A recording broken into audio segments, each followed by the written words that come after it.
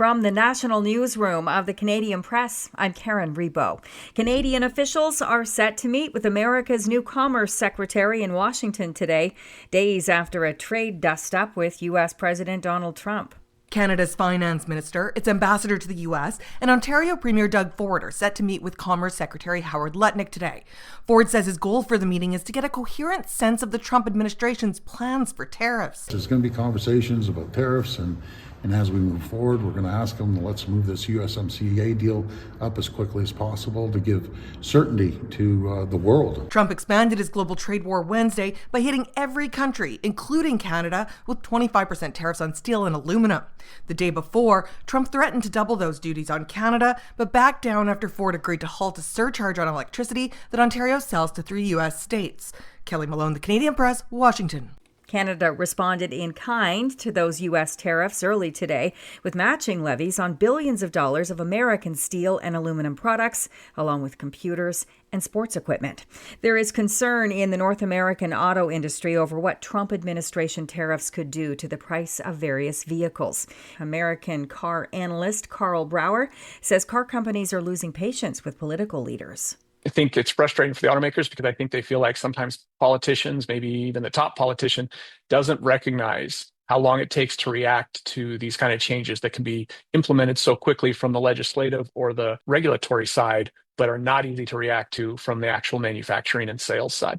A new poll suggests 2 in 5 Canadians are worried about losing their jobs in the current unprovoked trade war with the U.S. The online Leger survey says Ontarians are the most concerned, with over half saying they're scared of losing their jobs. A major foreign policy summit is underway this week in Quebec, with the federal Liberal government welcoming top diplomats from the U.S., Europe, and Japan.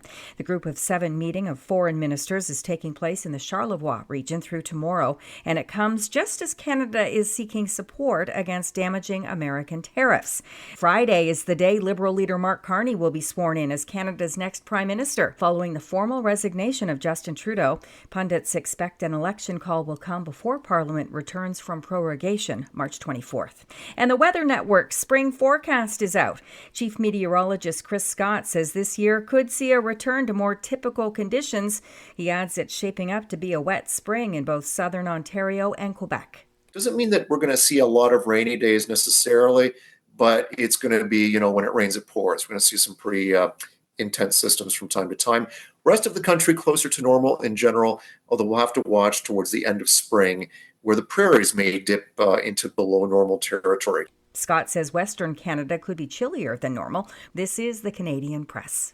In sports, NHL action last night saw Connor Garland score the shootout winner as the Vancouver Canucks rallied back to beat the Calgary Flames 4-3. The Canucks and Flames now even with 71 points. Brandon Montour scored his second of the game in overtime as Seattle beat the Montreal Canadiens 5-4. Patrick Kane had 5 points to help his Detroit Red Wings snap a 6-game losing streak with a 7-3 win over the Buffalo Sabres. The chippy game ended with 11 players being assessed 10-minute misconduct penalties in the final frame.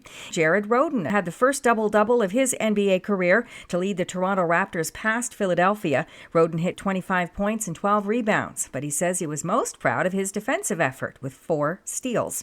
And Major League Soccer's Vancouver Whitecaps are through to the CONCACAF Champions Cup quarterfinals after battling Mexico's CF Monterrey to a 2-2 draw. Vancouver won on away goals after the two-legged round finished with a 3-3 aggregate score. From the Canadian Press, I'm Karen Rebo. Thanks for listening. Don't forget to follow and subscribe. For more of today's top stories, visit thecanadianpressnews.ca.